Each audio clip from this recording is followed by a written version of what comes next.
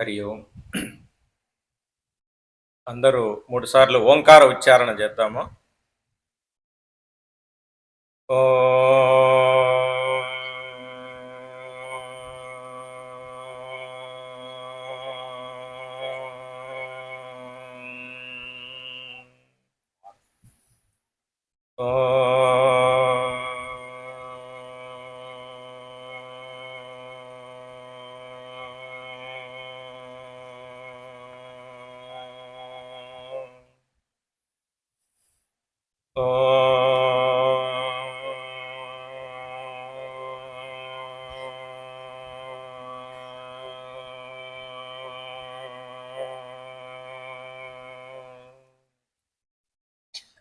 ఓం భద్రం కర్ణేభిः శృణుయామ దేవాः భద్రం పశ్యేమాక్షభిర్యజత్రాः స్థిరైరంగైః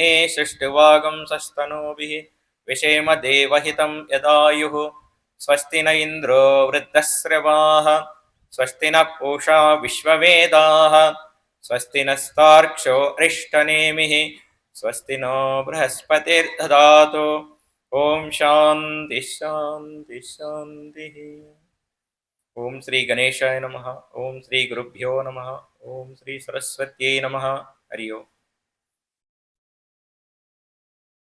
బ్రహ్మానందాశ్రమ సంస్థాపకులు బ్రహ్మలీన పూజ్య బ్రహ్మీభూతులు పూజ్య శ్రీ శ్రీ శ్రీ చిదానంద పురి స్వామి పాదపద్మాలకు ప్రణామాలు అర్పిస్తూ, మరియు వారి వారసులు ప్రస్తుత పీఠాధిపతి పూజ్య ఆత్మానందపురి స్వామివారి దివ్య పాదార విందాలకు ప్రణామాలు అర్పిస్తూ, మరి వేదిక పైన ఆశీనులైనటువంటి మహాత్ములందరి దివ్య పాదార విందాలకు ప్రణామాలు అర్పిస్తూ, మరి ఇక్కడ విచ్చేసినటువంటి భక్త మహాశయులందరికీ కూడా మా హృదయపూర్వక అభినందనలు, ఆశీస్సులు తెలియజేస్తున్నాము. ప్రారంభంలో ఒక నామం చెప్తాను, అందరూ పలకండి. ఆనంద సాగరా మురళీధరా, ఆనంద సాగరా మీరా ప్రభు రాధే శ్యామ వేణుగోపాల, మీరా ప్రభు నంద యశోదా ఆనంద కిశోరా, జై జై గోకుల బాల జై వేణుగోపాల. ఆనంద సాగరా మురళీధరా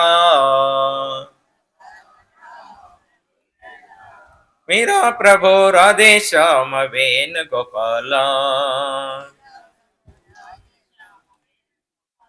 నంద యశోదా ఆనంద కిశోరా, జై జై గోకుల బాల జై వేణుగోపాల.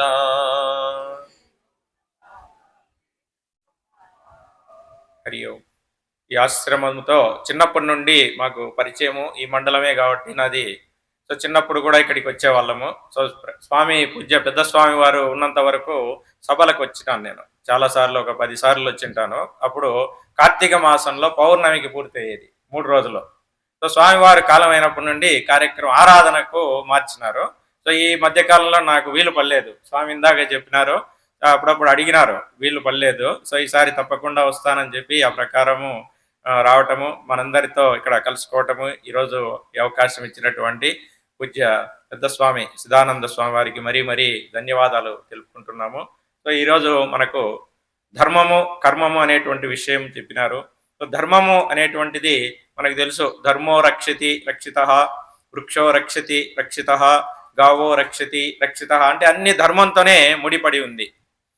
ధర్మార్థ కామ మోక్షాలు చతుర్విధ పురుషార్థాలు అన్నారు.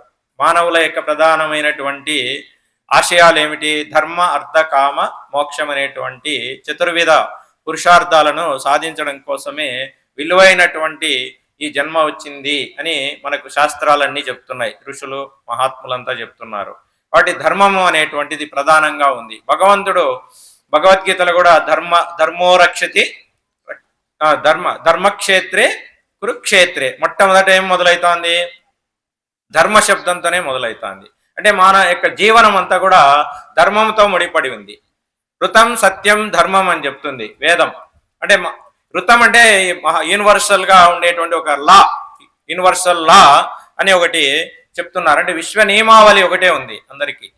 ఈ అనంత సృష్టికి, మానవులకు గాని, అన్ని మతస్థులకు గాని, పశుపక్షాదులకు గాని ఉన్నటువంటి ఒక నియమం ఏమిటి? యూనివర్సల్ లా ఒకటే ఉంది. దాన్ని ఋతం అని చెప్తుంది వేదం. అక్కడ నుండి ఏమొచ్చింది? సత్యం, ధర్మం అని చెప్తుంది. అంటే దాంట్లో నుంచి ఇంకా తిందికి వచ్చినప్పుడు, వ్యవహారంలోకి వచ్చినప్పుడు సత్యం, సత్యమేవ జయతే అంటుంది. ధర్మం వచ్చేప్పుడు ధర్మో రక్షతి రక్షిత, అధర్మమే నిన్ను కాపాడుతుంది. ఈ విధంగా అహింస పరమో ధర్మ, ధర్మహింస తదైవచ, ఇవన్నీ మనం వింటున్నాం. అంటే ధర్మాన్ని జాగ్రత్తగా మనం పాటిస్తూ హింసించొద్దు అని చెప్తుంది. అదే ధర్మం ఏం చెప్తాంది? అవసరమైతే నువ్వు ధర్మం కోసం హింస చేయమంటుంది. ఇక్కడ మనము చాలా మంది దీన్ని చెప్పరు. అంటే వ్యవహారం నడవాలి, పరిపాలన జరగాలి అంటే భగవంతుడు కూడా ఏం చెప్తున్నాడు? శ్రీమద్ భగవద్గీతలో కృష్ణ పరమాత్ముడు ఏం చెప్తున్నాడు? యదా యదా హి ధర్మస్య గ్లానిర్భవతి భారత అభ్యుత్థాన మధర్మస్య తదాత్మానం సృజామి అహం అంటున్నాడు. అంటే ప్రధానంగా భగవంతుడు వచ్చే కారణం ఏం చెప్తున్నాడు? ధర్మం కోసం చెప్తున్నాడు. ఎప్పుడైతే ధర్మానికి హాని జరుగుతుందో, నష్టం అవుతుందో అప్పుడు నేను వస్తానంటున్నాడు. అంటే భగవంతుడు రావాల్సిన అవసరము లేదు. మామూలుగా అయితే ఆయనకేం అవసరం లేదు. ఇక్కడికి రావాల్సిన అవసరం ఎవరికి ఉంది? మనకుంది. ఎవరైతే కర్మబంధులు అయినారో వాళ్ళకి ఇక్కడ జన్మలు వచ్చినాయి. కర్మానుబంధీని మనుష్యలోకే అంటుంది కదా భగవద్గీత. ఇక్కడ మనం వచ్చినాము ఈ లోకానికి, జన్మ తీసుకున్నాము. దేనికి తీసుకున్నాము అంటే ఏం చెప్తుంది భగవద్గీత? చెప్తుంది కదా, కర్మానుబంధీని మనుష్యలోకే రుణానుబంధ రూపేణ పశుపత్ని సుతాలయా అని చెప్తున్నాయి కదా. రుణానుబంధం ఉంది అందరికీ. సో ఇది మనం భగవద్గీత అందరూ చదవాలి. నాడు పూర్వకాలం అంటే సరిగా అవకాశాలు లేవు, చదువు లేదు. ఇప్పుడు మీరందరూ కూడా బాగా చదువుకోగలిగిన అవకాశాలు వచ్చినాయి. అందరూ తప్పనిసరిగా ప్రతి ఇంట్లో భగవద్గీత పెట్టుకోవడమే కాదు, చాలా మంది ఈరోజు భగవద్గీత ఉంది స్వామి మా ఇంట్లో అని చెప్తున్నారు. అదే ఫ్యాషన్ అయిపోయింది. భగవద్గీత ఉండడం అంటే ఏదో ఇంట్లో ఫ్రిడ్జ్, టీవీ, కొన్ని వస్తువులు ఎలా అయితే చెప్పుకుంటాం కదా, మీ ఇంట్లో ఫ్రిడ్జ్ ఉందా, మీ ఇంట్లో ఫ్యాన్ ఉందా, మీ ఇంట్లో ఏసీ ఉందా, ఈ మధ్య చెప్పుకుంటుంటారు. సో అలా భగవద్గీత ఉంది అని చెప్తున్నారు. చదువుతున్నావా అంటే లేదండి, పెట్టుకోవడం అయితే పెట్టుకున్నాము. ఇది ఇంతవరకు వచ్చినారు కొంతమంది. పెట్టుకుంటే సరిపోదు కదా, దాంట్లో నువ్వు చదువు, నేర్చుకో. ఆశ్రమాలు ఉన్నాయి, గురువులు ఉన్నారు, అక్కడక్కడ మనం నేర్పించే వాళ్ళు ఉన్నారు. పల్లెల్లో కూడా నేర్చుకోండి. ప్రతిరోజు ఒక అధ్యాయం చదవండి, ఒక శ్లోకం కనీసం మన వారసులకు నేర్పియండి, మీ పిల్లలకు అందరికీ. కాబట్టి మీ అందరూ కూడా పెద్దవాళ్ళందరూ దయచేసి చెప్పే విజ్ఞప్తి అదే. ఆశ్రమం ఈ కార్యక్రమాల సందర్భంగా ప్రతి ఇంట్లో భగవద్గీత ఉండాలి, పెట్టుకోండి. తర్వాత చదివే ప్రయత్నం చేయండి, నేర్చుకోవచ్చు. అక్షరాలు మెల్లమెల్లగా ఏం చదువురాని వాళ్ళకు కూడా నేర్పించినాం మేము. అక్షర జ్ఞానం లేని వాళ్ళు కూడా ఈరోజు భగవద్గీత చదువుతున్నారు 18 అధ్యాయాలు. చాలా మంది మాకు చదువు రాదంటుంటారు, అదంతా పొరపాటు. కాబట్టి ధర్మస్థాపన, యదా యదా హి ధర్మస్య గ్లానిర్భవతి భారత అభ్యుత్థానం అధర్మస్య తదాత్మానం సృజామి అంటున్నాడు. నేను వస్తానంటున్నాడు భగవంతుడు. యుగ ధర్మాలను అనుసరించి మనకి ఇప్పటి వరకు దశావతారాల్లో వచ్చిన వాటిల్లో రామావతారం, కృష్ణావతారం ప్రముఖమైనటువంటి. ఎందుకు? మన మధ్యలో ఉన్నారు వాళ్ళు, మనతో జీవించినారు, భూమి మీద చాలా కాలం ఉన్నారు. సో వీళ్ళు ఏం చేశారండి? వచ్చే భగవంతుడు ప్రధానంగా ఏం చేశారు? ధర్మస్థాపన కోసం పనిచేసినారు. రామావతారం కానీ, కృష్ణావతారం కానీ. వాటి వాళ్ళ వారసులం మనందరము. మనం ఎవరమండి? మనందరం హిందూ ట్రెడిషన్లో ఉన్నాం, హిందూ సాంప్రదాయాల్లో ఉన్నాం, మన కులాలు ఉండొచ్చు, కానీ మనందరం ఎవరి వారసులము? ఆ ధర్మానికి వారసులం. భగవంతుడు, రాముడు, కృష్ణుడి వారసులం మనందరం కూడా. సో ఈ వారసత్వాన్ని గుర్తుపెట్టుకొని ప్రతి ఒక్కరూ ధర్మం కోసం పాటుపడాలి. అప్పుడే మన జీవితం సార్థకం అవుతుంది. లేదంటే జీవితం నిరర్థకం అయిపోతుంది. నువ్వు అన్నీ సంపాదించినావు, కుటుంబం బాగా చక్కగా పైకి వచ్చినావు, వ్యవసాయం, ఉద్యోగ వ్యాపారాలు చేసి ఆస్తులు సంపాదించినావు, భార్య బిడ్డలను చక్కగా పైకి తెచ్చినావు, ఆస్తులు అంతా బాగున్నాయని చెప్తున్నారు చాలా మంది. ముందేమి లేదు, ఇప్పుడు బాగున్నాయి అంటున్నావు. బాగా పర్వాలేదు, అంతవరకు వచ్చినావు, సంతోషమే. పోనీ నీ జీవితాన్ని సార్థకం చేసుకునే పని ఏమన్నా చేసావా అంటే అది ఇంకా మొదలు పెట్టలేదంటారు. ఎప్పుడు మొదలు పెడతారండి? ఎప్పుడు మొదలు పెడతాము? కాబట్టి మీరందరూ పెద్దవాళ్ళు, అంతా రిటైర్డ్ అయిన వాళ్ళు, 60-70 వచ్చిన వాళ్ళు, ఇప్పుడు మీరు తప్పనిసరిగా చేయాల్సిన పని సాధన చేయాలి. భగవద్గీత చదవండి, నేర్చుకోండి, తెలుసుకోండి. దాన్ని మన జీవితానికి ఏ విధంగా అది ఉపయోగించుకోవాలనో కొంచెం మనం ప్రయత్నించినా చాలు, మన జన్మ తరించిపోతుంది. కాబట్టి మనం పెద్ద పెద్ద తపస్సులు చేయక్కర్లేదు. మీరు గృహస్థులు, సాధువుల్లాగా మీరు అందరూ రాలేరు కదా, మీకు రమ్మని కూడా చెప్పాం మేము. ఎందుకంటే మీ బాధ్యతలు మీకు ఉంటాయి. వాటి ఉన్నంతలోనే మీరు కొంత సాధన చేసుకోండి, సేవ చేయండి. ఇట్లా కార్యక్రమాలప్పుడు మనకి ఈ ప్రాంతం అందరికీ అవకాశం. ఇక్కడ స్వామి చిదానందపురి స్వామి ఎంత కష్టపడ్డాడు. అప్పుడు పెద్దవాళ్ళకు తెలుస్తుంది ఆయన రాళ్ళు మోసి ఆయన స్వయంగా కట్టినాడని చెప్పినాడు మాతో. మేము చిన్నప్పటి నుండి వస్తున్నాం కాబట్టి మాకు తెలుసు ఇక్కడ ఏమి లేవు. అప్పుడు ఒక 50 ఏళ్ళు 100 ఏళ్ళు వెనక్కి పోతే ఇక్కడ ఏమి లేదు, గుట్టలు. ఈరోజు కొన్ని వందల మందికి షెల్టర్ ఉంది, ఆశ్రయం ఇచ్చినాడు. రూములు, సాధువులకు మంచి మందిరాలు, భోజనాలు ఏర్పాట్లు, ఇంత అవకాశాలు మనకి ఎవరి కోసం చేశారు? మనకే, మనందరి కోసం. ఇక్కడ ఉండే చుట్టూ గ్రామ ప్రాంతాలందరూ వచ్చి నేర్చుకోవాలా, కార్యక్రమాల్లో పాల్గొనాలా. మీ వారసులను మీరు అప్పుడప్పుడు తీసుకురావాలి ఇక్కడికి. మీరు రావడమే కాదు, మీ పిల్లలకు అలవాటు చేయండి. ఎప్పుడు చేస్తారండి? మా పిల్లలు చదువుకుంటున్నారు, చదువుకోండి, చదువుకున్నా అప్పుడప్పుడు తీసుకురండి. కాబట్టి ఇవన్నీ మీరు చేస్తే మీరు ధర్మాన్ని పాటించిన వాళ్ళు అవుతారు. ధర్మం అంటే మనం ఎవరైనా నేర్చుకోవడం కాదు, మీ వారసులు, మీ కొడుకులు, మనవళ్ళు, మనవరాళ్ళు వాళ్ళకు కూడా ఇట్లాంటివన్నీ అలవాటు చేయండి. మీతో పాటు తీసుకురండి. ఒకరోజు కనీసం 3 రోజుల కార్యక్రమంలో వాళ్ళకి చూపియండి, భోజనాలు పెట్టియండి. చక్కగా ఇవన్నీ చేసినప్పుడు మనం ధర్మాన్ని కాపాడుతున్నాం. ఇదే ధర్మాన్ని కాపాడడం అంటే ఇంకేదో కాదు. కాబట్టి భగవంతుడు వచ్చాడు, ఏం చేశాడండి? పరిత్రాణాయ సాధూనాం వినాశాయ చ దుష్కృతాం ధర్మ సంస్థాపనార్థాయ సంభవామి యుగే యుగే అంటున్నాడు. ప్రతి యుగంలో నేను వస్తానంటున్నాడు. దేనికోసం వస్తాడు? ఏం పని చేస్తాడు? 2 చెప్పినాడు. ఎందుకు వచ్చేది చెప్పాడు, ఏ పని చేసేది చెప్పాడు. ఎందుకు వస్తానన్నాడు? ధర్మానికి హాని జరిగితేనే నేను వస్తానంటున్నాడు. ప్రతిసారి మనం పిలిచినప్పుడు అంతా రాడు ఆయన. స్వామి అరాచకాలు ఎక్కువైపోయినాయి రా స్వామి అంటే రాడు ఆయన. ఆయనకు తెలుసు ఎప్పుడు రావాలో. కాబట్టి ఆయన వచ్చేటప్పుడు ప్రకటిస్తాడు. మనం ప్రకటించలేదు కదా. మనం వచ్చేటప్పుడు మా అమ్మ నాయనకి చెప్పినావా నేను వస్తాడానని? ఆయన చెప్పేస్తున్నాడు కదా, రాముడుగా చెప్పినాడు, కృష్ణుడిగా చెప్పినాడు. కాబట్టి భగవంతుడు వచ్చి పరిత్రాణాయ సాధూనాం, సాధు సత్పురుషులను నేను కాపాడుతాను అంటున్నాడు. సాధు సత్పురుషులు అంటే మాలాగండే సాధువులే కాదు, మీరు కూడా భక్తి మార్గంలో వచ్చిన వాళ్ళు ఎవరైతే ధర్మస్థాపన కోసం పనిచేస్తున్నారో వాళ్ళందరినీ కాపాడుతానంటున్నాడు. పరిత్రాణాయ సాధూనాం వినాశాయ చ దుష్కృతాం. దుష్టులో దుర్మార్గులు ఎక్కడున్నా సరే వాళ్ళు ఏ మతం అని సంబంధం లేదు, ఏ ఊరు ఈ ఊరు అని లే, ఎక్కడున్నా వెతికి వెంటాడి చంపుతాడు భగవంతుడు. రామావతారంలో చూడండి, రాక్షస సంహారం చేసినాడు అరణ్యవాసంలోకి వచ్చి. ఆయనకేం సంబంధం లేదు కదా రాక్షసులతో. సీతమ్మ వారు చెప్తారు, దండకారణ్యంలో ఈ రాక్షసులను ఎందుకు చంపాలండి, మనకేం పని, మనకేం సంబంధం, మనం ఏదో అరణ్యవాసంలో వచ్చినాం, అలా మన పని చూసుకొని వెళ్ళిపోదామంటారు సీతమ్మ వారు సందర్భంలో. అప్పుడు రాముల వారు ఏం చెప్తారంటే, ఎక్కడ దుష్టులను సంహరించడం నా పని అంటాడు. సంబంధం లేదని వదిలిపెట్టలేదు. కాబట్టి ఇక్కడ ఈ ప్రపంచంలో ఎక్కడున్నా అధర్మము, అరాచకాలు ఎక్కడ ఉన్నా సంహరించేటువంటి పని భగవంతుడిది. వాటి పరిత్రాణాయ సాధూన వినాశాయ చ దుష్కృతాం ధర్మ సంస్థాపనార్థాయ సంభవామి యుగే యుగే అంటున్నాడు. వాటి ఆయన వచ్చే ప్రధానమైన పని ధర్మ సంస్థాపనార్థాయ, ధర్మాన్ని నిలబెడతాడు. పాండవులు కౌరవులు ఇద్దరు బంధువులే ఆయనకు, కృష్ణుడికి. పాండవులే కాదు, కౌరవులు ఎవరండి? బంధువులే, రిలేషన్ ఉంది. వీళ్ళు బంధువులు అయినప్పుడు వాళ్ళు బంధువులే, దాయాదులే కదా. బలరాముని కూతుర్ని ఎవరికి ఇచ్చినాడు? ఈ పక్క వాళ్ళల్లో ఇచ్చినారు. ఎవరికి? దుర్యోధని కొడుక్కి ఇచ్చినారు. చదవండి భారతము. అంటే బంధువులా కదా? మరి దగ్గర బంధువులేనా దూర బంధువులా? దగ్గర వాళ్ళే కదా. కానీ వదిలిపెట్టినాడా? వెతికి చంపించినాడు కదా. దుర్యోధనుడు కొలంలో దాక్కుంటే పోనీలే సావని అనుకున్నాడా? వదిలేద్దాం అనుకున్నాడా? వదలలే. ఏదో చెప్తారే రుణశేషము శత్రుశేషం అన్నట్టు ఫినిష్ చేయాలంతే. కాబట్టి దుర్యోధనుని రాలేదు బయటికి, వెచ్చగొట్టినాడు. భీముని చేత తిట్టించి బయటికి వచ్చాడు, చేసి ఫినిష్ చేసినాడు. అంటే చివరి దాకా ఎవరిని వదలలేదు భగవంతుడు. వీళ్ళు నా వాళ్ళు, నా బంధువులు, చివరికి వాళ్ళ వంశంలో వాళ్ళను కూడా ఫినిష్ చేసినాడు. ఏమిటి? ఎవరు చెప్పండి? చివరిలో యాదవులకు వినాశనం అన్నారు కదా. యాదవులకు ముసలం పుట్టింది అని శాపం ఉంది కదా. కాబట్టి వాళ్ళని ఏం చేశాడు? చివరికి వాళ్ళను కాపాడినాడా? కాపాడే పరిస్థితి వచ్చినప్పుడు వాళ్ళ కోసమే ద్వారక కట్టాడు. సముద్ర మధ్యంలో ఎవరి కోసం కట్టాడు?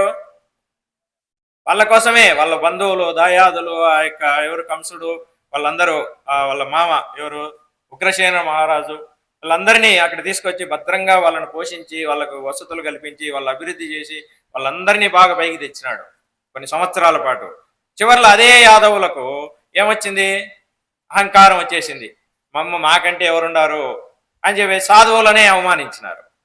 చాలా జాగ్రత్తగా ఉండాలి ఇక్కడ. సాధువుల జోలికి పోకూడదంట ఎవరు కానీ. సాధువులను అవమానిస్తే అది ఫలితాలు వెంటనే తగులుతాయంట. భగవంతుడు కూడా ఏం చేయలేడు. చూడండి. యాదవుల ఋషులంతా వస్తున్నారు కృష్ణ పరమాత్మని దర్శనానికి. ఎక్కడికి? ద్వారకా పట్టణానికి వస్తున్నారు. వస్తుంటే యాదవులందరూ యువకులు వేలాకోలంతో వచ్చి ఊరి బయట ఉండి వీళ్ళను అవమానించాలనుకున్నారంట. చూడండి, ఎవరు దొరకలేదు వీళ్ళకు. సరదాగా జోకులు వేసుకుంటూ వీళ్ళని అవమానించాలనుకొని అక్కడ ఉన్నటువంటి ఒక యువకునికి నిండు మనిషిలాగా గర్భం వచ్చినట్టు చేసి చీరగట్టేసి ఆ ఋషుల్లో ఎదురుగా తీసుకుపోయి, మీరు త్రికాలజ్ఞులు కదా, జరగబోయేదన్నీ చెప్తారంటారు, ఈ మనిషికి ఏం బిడ్డ, మగబిడ్డ పుడుతుందా ఆడబిడ్డ పుడుతుందా చెప్పండి అన్నారు. అప్పుడు ఏం చెప్పినారు? ముసలం పుడతాదిరా అన్నారు. ఇదేందిరా ఆయన భయపడిపోయినారు. ముసలం అంటారే ఆడబిడ్డ. అయిపోయింది, వాళ్ళ వాక్కు వచ్చిందంటే వాళ్ళకి తెలుసు అవమానిస్తున్నారు మమ్మల్ని అని. అప్పుడు కృష్ణ పరమాత్మని పోయి చెప్పుకున్నారు, ఇట్లా అయిపోయింది, మాకు శాపం నుండి కాపాడు. ఏం చెప్పినాడు ఆయన? నా చేతుల్లో లేదన్నాడు.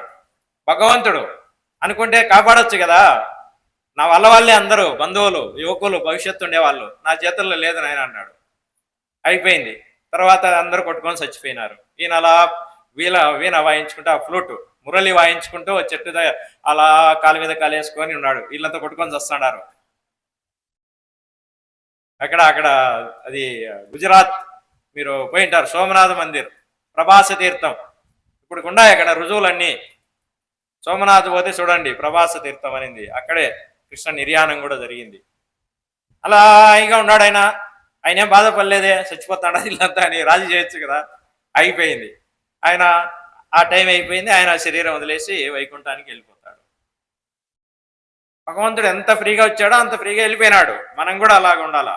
మనం కూడా ఫ్రీగా వచ్చినాం ఇక్కడికి, ఫ్రీగా వెళ్ళిపోవాలా. వెళ్ళిపోయేటప్పుడు బాధపడుతున్నాం మనం, ఇవన్నీ ఎవరు ఎత్తుకపోతే బాగుండు అనుకుంటున్నాము.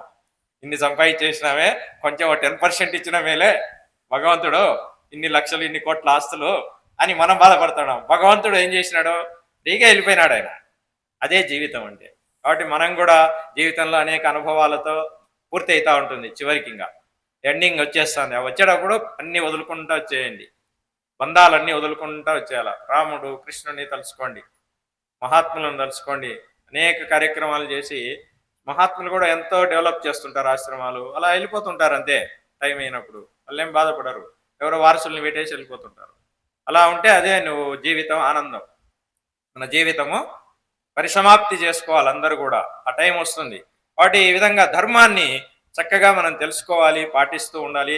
ఆ ధర్మాచరణలో మన జీవితాలు అలా పునీతం చేసుకోవాలా. ధర్మ అర్థ కామ మోక్షాలలో నువ్వు ముందుకు వెళ్ళిపోవాలా, వెనక్కి చూడొద్దు. ఇంకా అలా ముందుకు వెళ్ళిపోవాలంతే. బాల్యం బాగుండేది, ఆ బాల్యంలోకి వెళ్ళిపోతామా? ఆడుకుంటా అమ్మ ఏదో పెడతా అంటే తిని ఆడుకుంటా ఉన్నాం. అందరికీ తెలుసు 5 ఏళ్ళు 10 ఏళ్ళ బాల్యం ఎలా ఉండింది. మనకేమన్నా సంసార గొడవలు ఉన్నాయా? ఆస్తుల గొడవలు ఉన్నాయా? దాయాదుల గొడవలు లేవు, ఏం లేవు. అలా గడిచిపోయింది అందరికీ బాల్యము. ఈరోజు వస్తుందా బాల్యము? రాదు. అంతే, ఆ మెమరీస్ ఉన్నాయి అంతే.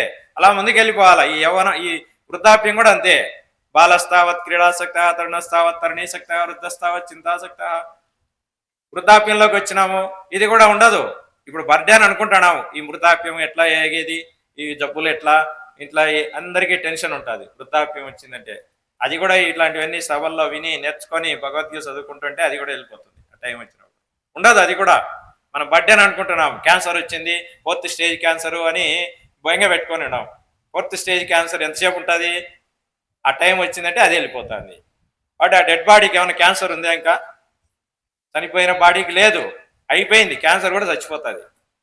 కాబట్టి జీవితాన్ని అలా లైట్గా ఈజీగా మనం ఫ్రీగా తీసుకునే విధానాలు నేర్చుకోవాలా ఈ చివరి దశ వచ్చినప్పుడు. అలా వెళ్ళిపోవాలా. అనాయాసేన మరణం వినా దైన్యేన జీవనం దేహాంతే తవ సాహిత్యం దేహిమే పరమేశ్వర అన్నారు. కాబట్టి దైన్యం లేని జీవితం కోరుకోవాలంట. అంటే అన్నీ ఉండి కూడా దైన్యంగా ఉంటుంటారు కొంతమంది. బిక్క బిక్క మొగాలు వేసుకొని ఉంటారు, కోట్ల ఆస్తులు ఉంటాయి, వాళ్ళని చూస్తేనే దరిద్రం. అన్నీ ఉన్నాయి నీకు, బాగా సంపాదించుకున్నావు, పైకి వచ్చినావు, ఏదో అడుక్కునేవాడిని లాగా ఉంటాడు ఫేస్. అంటే ఇంకెవడన్నా ఇస్తే తీసుకుందాము. ఇలాంటి దరిద్రులు ఎక్కువైతుంటారు దేశంలో. వాళ్ళే గవర్నమెంట్ ఏమి ఇస్తారా అని పోతుంటారు ఆఫర్లు. ఉచితాలు కావాలి వీళ్ళకు. కోట్ల ఆస్తులు ఉన్నాయి నీకు, ఉచితాలు ఇస్తా అన్నారంటే ఫస్ట్ లైన్లో ఇల్లే ఉంటారంట. పెన్షన్లు కానీ పథకాలు కానీ ఏమున్నాయంటే ఫస్ట్ బెనిఫిట్ అవుతాండేది ఎవరంటే దేశంలో ఈ దరిద్రులే. ఇప్పుడు ఏవైతే పెన్షన్లు గవర్నమెంట్ ఇస్తున్నారో ఉచితాలు, ఆ స్కీముల్లో మొట్టమొదటి క్యూ లైన్లో ఉండేది ఎవరు అంటే పేదలు కాదు, ఎవరున్నారు? కోట్ల ఆస్తులుండి జరుగుబాటు ఉన్నోళ్ళు సాఫ్ట్వేర్లుగా ఉండి అమెరికాల్లో విలాస జీవనం గడుపుతాండే వాళ్ళ వృద్ధులు కీళ్ళలో నిలుచుకుంటున్నారు. ఇది ఈ భావదరిద్రం అంటారు దీన్నే. ఈ దరిద్రం పోతే మనందరికీ మోక్షమేగా. అవి ఎవరి కోసం ఉద్దేశించినారు? అవి వాళ్ళకి చెందితే మనం ధర్మాన్ని ఆచరించిన వాళ్ళం అవుతాం. ఇదే సింపుల్. ధర్మం అంటే ఇంకేం లేదు. కాబట్టి ఆ పథకాలన్నీ వాళ్ళ కోసం పెట్టినారు. వాళ్ళు బాగుపడాలా, వాళ్ళు పైకి రావాలని కోరుకుందాం. కాబట్టి ఈ విధంగా ఏ చిన్న విషయాలు మనం పాటించినా మనం ఆ ధర్మంలో ముందుకు పోతున్నట్టే లెక్క. లేదంటే మనం వెనక్కి వెళ్ళిపోతుంటాం, నీచ జన్మల్లోకి వెళ్ళిపోతూ ఉంటాం. ఇన్ని అవకాశాలు భగవంతుడు ఇచ్చి కూడా మనం ఉపయోగించుకోలేదంటే మనకు మళ్ళీ జన్మ, మంచి జన్మ ఎట్లా వస్తుందండి? రాదు. పశుపక్షాది యోనుల్లోకి వెళ్ళిపోతాం. కాబట్టి ఇవన్నీ కూడా భగవంతుడు భగవద్గీతలో స్పష్టంగా చెప్తున్నాడు. కాబట్టి నియతం కురు కర్మత్వం కర్మజ్యాయోహి అకర్మణ శరీరయాత్రాపిచితే నా ప్రసిద్ధేత్ అకర్మణ అని చెప్తుంది భగవద్గీత. కర్మ విషయం కూడా ఏం చెప్తుంది? నియత కర్మలు చేయండి. మన మన బాధ్యతలు ఏమున్నాయి? మనం వ్యవసాయమా, ఉద్యోగమా, వ్యాపారమా, వైదికంలో ఉండమా, ఏ రాజకీయాల్లో ఉండమా, ఆ కర్మను చక్కగా నువ్వు నిర్వర్తించు. నీ బాధ్యతలను ధర్మయుక్తంగా నువ్వు చెయ్యి అని చెప్తుంది భగవద్గీత. చేయమని వద్దని చెప్పడం లేదు. నియతం కురు కర్మత్వం కర్మజ్యాయోహ్య కర్మణ. చేయకుండా ఉండడం కంటే చివరిదాకా కర్మ చేయమంటుంది భగవద్గీత. మన శరీరం పడిపోయే క్షణం వరకు నీ కోట్ల ఆస్తి ఉన్నా నువ్వు ఏదో ఒక పని చేయి. నీ శక్తి ఉన్న కాడికి సమాజానికి ఉపయోగపడి పని చేయి. నువ్వు ఇంతకాలం నువ్వు నీ కోసం చేసుకున్నావు, నీ కుటుంబం కోసం. నీ కుటుంబం పైకి వచ్చినారు, ఇప్పుడు నువ్వు ఆ పని చేయక్కర్లేదు. ఇంకా సమాజం కోసం చేయి, ధర్మం కోసం పాటుపడు. సనాతన హిందూ ధర్మం కోసం మీరు పనిచేయండి. అప్పుడే మీరందరూ గొప్పవాళ్ళు అవుతారు. మీరందరూ మీ పేర్లు చరిత్రలో నిలబడిపోతాయి. చనిపోయే వరకు భార్య బిడ్డలు ఇండ్లు వాకిలేని బాగులాడిన వానికి మోక్షం లేదు. మీ పిల్లలు సెటిల్ అయినారా, పెళ్ళిళ్ళు అయిపోయినాయా, ఆ పని అయిపోయింది మీకు. ఇంకా మీరు అడ్వైజర్గా ఉండండి అంతే. వాళ్ళకు సలహాలు ఇవ్వండి, ఇట్లా చేయండి ఇట్లా చేయండి అని. మీరు చేయాల్సిన పని సమాజాన్ని కాపాడండి, మన హిందూ ధర్మాన్ని కాపాడండి. ఈనాడు హిందూ ధర్మం ఎన్నో సమస్యలు ఎదుర్కొంటుంది. మత కన్వర్షన్స్, మత మార్పిడులు, జిహాదులు.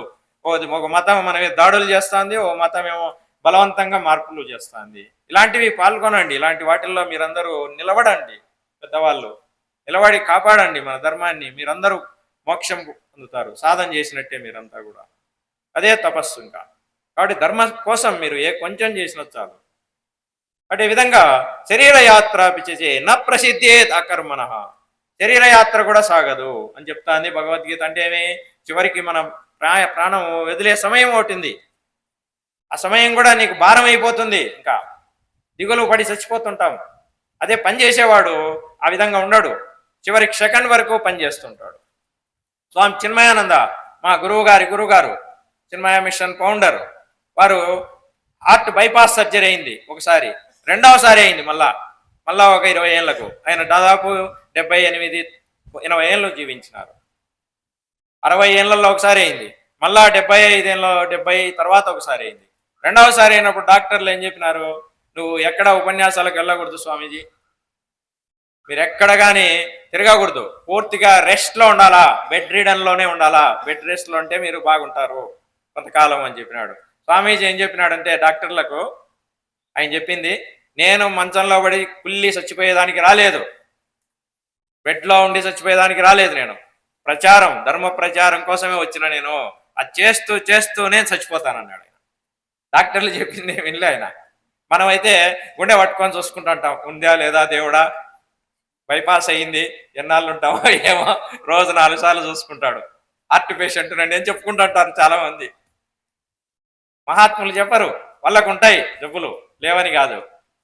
వాళ్ళు పని చేస్తారు. స్వామి చిన్మయానంద ఆయన చెప్పిన వాక్కు ప్రకారము చివరి ఉపన్యాసం చెప్తూనే స్టేజ్ పైన ఒరిగిపోయినాడు ఆయన. 1993లో రోజు గంట చెప్పేవాడు, ఆ రోజు 1:10 చెప్పినాడు. చూడండి, అంటే ఇంకా 10 నిమిషాలు ఎక్కువ చెప్పినాడు ఆయన. చెప్పి అక్కడే వాలిపోయినాడు. అప్పటికే శరీరం వదిలేసినాడు, హార్ట్ ఫెయిల్. కాబట్టి వాళ్ళను స్ఫూర్తిగా తీసుకోవాలి మనం. మనకు జబ్బులు ఉంటాయి, వాళ్ళకు ఉన్నాయి, వాళ్ళేం భయపడలేదు, ఏడవలేదు. కాబట్టి ఎట్లో శరీరం పోతుంది, పోయేలోపు మనము ధర్మం కోసం పనిచేయాలా, ధర్మ స్థాపన చేయాలి అని వాళ్ళందరూ చేసి ఆచరించి మనకు నిరూపించినారు. కాబట్టి అదే పద్ధతుల్లో మనం కూడా వెళ్తే ధర్మము దాన్ని కాపాడాలి, దాన్ని అనుసరించుకోవడానికి, దాన్ని కాపాడే దాని ప్రయత్నంలో కర్మలు చేస్తూ పోవాలి మనము. మన విద్యుక్త కర్మలు ఏమున్నాయి, మన సాంప్రదాయాలు, మన ఋషులు, మన గురువులు, మన పెద్దలు, మన పూర్వీకులు ఏ విధంగా జీవించారో ఆ విధమైన జీవన విధానాన్ని నువ్వు కొనసాగించడమే నీ పని. కాబట్టి ఇవన్నీ కూడా వాళ్ళ వాళ్ళ బాధ్యతలన్నిటినీ చేస్తూ మీరు చివరి క్షణం వరకు పనిచేయండి అంటుంది భగవద్గీత. శరీర యాత్రాపిచితే న ప్రసిద్ధేత్ అకర్మణ. చనిపోయేటప్పుడు బాధపడుతూ చనిపోతాడు. ఏమీ ధర్మం కోసం పనిచేయని వాడు, తన కోసం చేయలేదు, ధర్మం కోసం చేయలేదు. రెండు బాధ్యతలు ఉన్నాయి మనకు. సమాజాన్ని, మన సాంప్రదాయాలను కాపాడే పని అన్నా చేయాలి నువ్వు, లేదంటే నువ్వు ఉద్ధరించుకోవడానికన్నా చేయాలి. ఉద్ధరేది ఆత్మన ఆత్మానం అన్నట్టు నువ్వు సాధన చేసుకో. కనీసం కూర్చొని నువ్వేమి లోకోద్ధరణ చేయలేవు, కనీసం నువ్వు జపం చేసుకో, ధ్యానం చేసుకో, గీత పారాయణ చేసుకో, వివిధ గురువుల దగ్గర నేర్చుకున్నవన్నీ ఆచరణ చేసుకో, ఏదో ఒకటి చేయి. నీ సాధన అన్న చేయి, లేదు మన ఋషులు పెద్దలు చేసిన పని అన్న చేయి. రెండు చేయలేని వాడు శరీర యాత్ర విచితే నా ప్రసిద్ధి అకర్మణ, ఏం చేయని వాడి కిందే లెక్క. చచ్చిపోయేటప్పుడు బాధపడి నేనేం చేయలేకపోయినా అని అప్పుడు చెప్తాడు. ప్రాణం పోయేటప్పుడు ఆ పని అనుకోండి, నీది అనుకోండి, అది అనుకోండి, ఏం చేయలేకపోతే అని చెప్తా ఉంటాడు. అప్పుడు ఏం చేస్తావండి నువ్వు? దేవుడు ఏం చేయలేడు నీకు, మనిషి జన్మ కూడా ఇయ్యాడు వాళ్ళకి ఇంకా ఏమి. కాబట్టి అవకాశం ఉన్నప్పుడే మనందరం కూడా ధర్మస్థాపన కోసం కష్టపడాలి. అలాగే మన వ్యక్తిగత సాధన కూడా చేసుకోవాలా. ఈ జన్మ ఎందుకు వచ్చిందో జన్మరాహిత్యం చెప్తోంది. అడుగడుగునా మన హిందూ ధర్మశాస్త్రాలన్నీ ఏం చెప్తున్నాయి? జన్మరాహిత్యం చేసుకోండి, ఇంకో జన్మకు వెళ్ళొద్దు, మీరు ఆలోచనే వద్దు, ఇటువంటి జన్మ రాదు, బహు దుర్లభము అని చెప్తున్నాడు. దుర్లభమైనటువంటి మానవ జన్మను మనము ఈ విధమైనటువంటి ధర్మ కార్యాల కోసం, వ్యక్తిగతమైన సాధన కోసము, సమాజ హితం కోసం నువ్వు ఏ కొంచెం కష్టపడినా మన జీవితాలు తరించినట్టే, మీ వంశాలు కూడా తరించిపోతాయి. మనమే కాదు, కులం పవిత్రం జననీ కృతార్థాహ వసుంధరా పుణ్యవతీ చేతేన అపార సంవిత్ సుఖసాగరే అస్మిన్ లీనే పరబ్రహ్మని చేత సహా అని చెప్తుంది శాస్త్రం. కులం పవిత్రం, ఆ కులం అంతా పవిత్రం అయిపోతుందంట. ఓ వ్యక్తి ఒక ఇంట్లో ఏదైనా ఇటువంటి మంచి కార్యాలు చేసి గురువుల దగ్గరికి పోయి సాధన చేసుకుంటూ భగవద్గీత నేర్చుకొని ప్రచారం చేస్తూ గురువుల కార్యాలు నెరవేరుస్తూ ఏ కుటుంబంలో ఏ ఒక వ్యక్తి అయినా చేశాడంటే అటు ఇటు 7 తరాలు తరిస్తారంట. నువ్వు చేసిన కొంచెం పుణ్యమే వెనక మన పూర్వీకులు 7 తరాలు, ఇప్పటి నుంచి 7 తరాలు తరిస్తుందని చెప్తాంది. కులం పవిత్రం జననీ కృతార్థ, జనని తల్లిదండ్రులు కూడా తరిస్తారంట. వాళ్ళేం పుణ్యం చేయలే, వాళ్ళేమి సాధన చేయలే, వాళ్ళేం దానం చేయలే, వాళ్ళేం ధర్మం చేయలే, కానీ వాళ్ళకు కూడా ముఖ్యం అవుతా. చూడండి, ఇతను చేసిన పని వల్ల, కొడుకు చేసిన పని వల్ల జననీ కృతార్థాహ వసుంధరా పుణ్యవతీ చేతేన. వసుంధర భూదేవి, భూమాత కూడా ఆనందపడిపోతుందంట. ఇంత భూమి మీద, విశాలమైన భూమి మీద దాదాపు 700-800 కోట్ల ప్రజలు ఉన్నారు, మానవులు, ఇతర ప్రాణులు కాకుండా. ఇన్ని వందల కోట్ల మందిలో ఏ ఒక్కడన్నా ధర్మం కోసం, సాధన కోసం, భగవద్గీత కోసం జీవించినాడంటే ఆ భూమాత ఆనందిస్తుందట. మనల్ని భరిస్తూ ఉంది భూమాత. పుట్టినప్పటి నుండి చనిపోయే వరకు మనల్ని కాళ్ళు పెట్టి తిరుగుతున్నాం, మలమూత్రాలు వదులుతున్నాం, మనకు అన్నం పెడతాంది, మంచి రుచికరమైనటువంటి ఆహారాలు ఇస్తుంది భూమాత. మనం మాత్రం మలమూత్రాలు వదులుతున్నాం భూమి మీద. మరి ఎందుకు వచ్చినామండి? ఏ మంచి పని చేసినా, ఏ పుణ్యకార్యం చేసినా ఆ భూమాత ఆనందిస్తుందట. ఓ పర్వాలేదు, ఇంత విశాలమైన భూమి మీద ఒక్క మనిషి ఇతను బాగా మంచిగా జీవించాడు అని ఆమె ఆనందిస్తుందంట. మిగతా వాళ్ళని క్షమిస్తుందంట. చూడండి, ఈ ఒక్క మనిషి ఇన్ని కోట్ల మందిలో ఒకరు చేస్తే మిగతా వాళ్ళందరినీ క్షమిస్తుందంట. అది భూమాత యొక్క క్షమాగుణం. చూడండి, వసుంధరా పుణ్యవతీ చేతేన అపార సంవిత్ సుఖ సాగరే. ఎవరైనా ఒక్కరు సాధన చేస్తే చాలంట.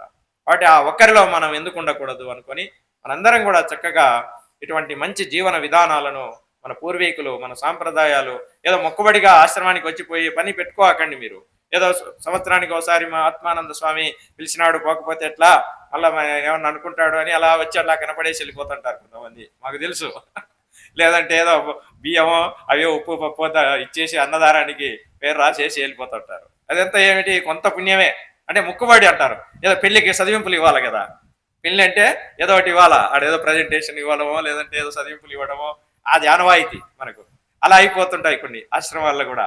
అలా కాకుండా ఖచ్చితంగా మీరందరూ మంచి ఈ అనుష్ఠానం చేసుకోవాలి, భగవద్గీత పఠనం చేయాలి, సాధన చేసుకోవాలి, మీ వారసులను మీరు తయారు చేయాలి, ప్రతి ఊర్లో గీతా పారాయణ జరగాలి. ఇతర మతాలు చూడండి, ప్రతి ఆదివారం వాళ్ళు చెడతగా బైబిల్ తీసుకొని పోతారు మనకు కనపడేట్టుగా.